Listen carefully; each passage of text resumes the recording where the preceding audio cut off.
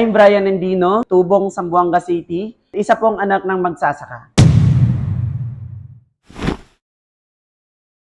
I'm Brian Endino, 19 years old, tubong Zamboanga City, and isa pong anak ng magsasaka. Father and mother ko po, mga farmer lang din sa bukid, and anim po kami magkakapatid, pangatlo po ako sa magkakapatid. Ngayon, naalala ko, nung time po kami na bata pa, lagi po kong sinasabi sa amin ng mga magulang namin na anak, mag-aral ka ng mabuti kasi yan yung pwede at kaya naming ipamana sa inyo. So, guys, nag-aaral po ako. Naalala ko, since I was grade 6 student, namatayan po ako ng nanay. Namatay po yung mama ko, pero yung advice sa akin ng mama ko na makapagtapos nandito pa rin. Kaya nagsipag pa rin ako at hindi ako nawalan ng pag-asa. Ngayon, nagtrabaho po ako, namasukan po ako bilang isang construction worker. Na-experience ko rin po mag-uling and at the same time, nag-popraboy din po ako. Pero sa sobrang hirap at sa sobrang daming gastusin, hindi po nakaya yung kinikita ko sa trabaho na pinapasukan ko.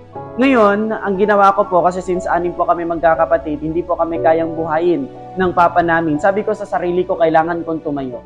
Kailangan kong tumayo sa sarili kong paa. For short po, lumuwas po ako ng city and nakipagsapalaran po ako, and at the same time, nag-decide po ako na sabi ko mag-working student na lang po ako para mapanindigan ko yung gusto sa akin ng mama ko na makapagtapos ng pag-aaral.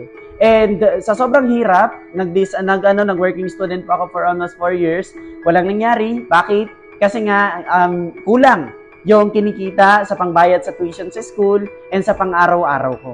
Ngayon, umuwi po ako ulit ng bukid and sa sobrang hirap talaga ng buhay, imagine, sobrang hirap ng buhay na na-experience ko, di ba? Buti na lang, na-invento ng pag-online, which is, natuto po ako mag-Facebook, di ba? Kasi alam naman po natin, pag taga-bukid ka talaga, hindi mo alam yung pag-Facebook. Pero natuto po ako sa pag-Facebook.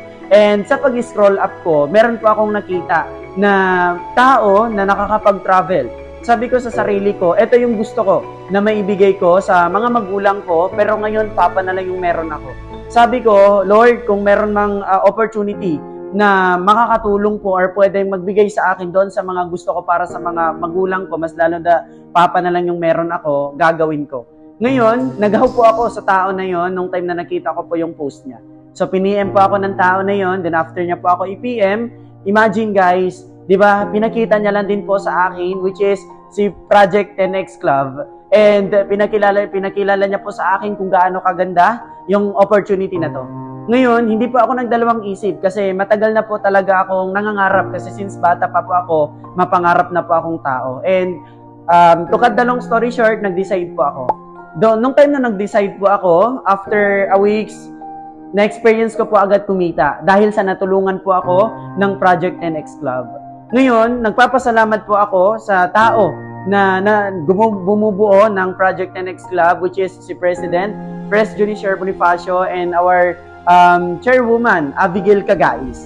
And sa lahat na makakapanood ng video na to, kung isa ka sa mga estudyante, imagine, naibigay po sa akin ng programa na to, ng Project 10X Club, which is nakapag-travel po ako.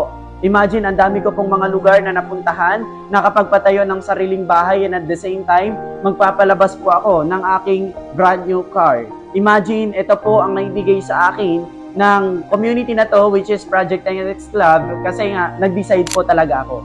Kaya kung ikaw, isa ka sa makakapanood ng video na to, huwag ka na magdalawang isip kung may magdadating man sa'yo or kung may magdating or may makita ka mang opportunity na ganito. Kasi nga, ito yung naging rason or naging reason why bakit nagbago yung buhay ko, bakit right now napa-experience ko na sa papa ko yung buhay na hindi ko na ibigay sa mama ko. Kasi sabi ko sa sarili ko, bago man mawala yung mga mahal ko sa buhay, dapat maiparamdam ko sa kanila or dapat maipa-experience ko sa kanila yung mga buhay na gusto ko para sa kanila.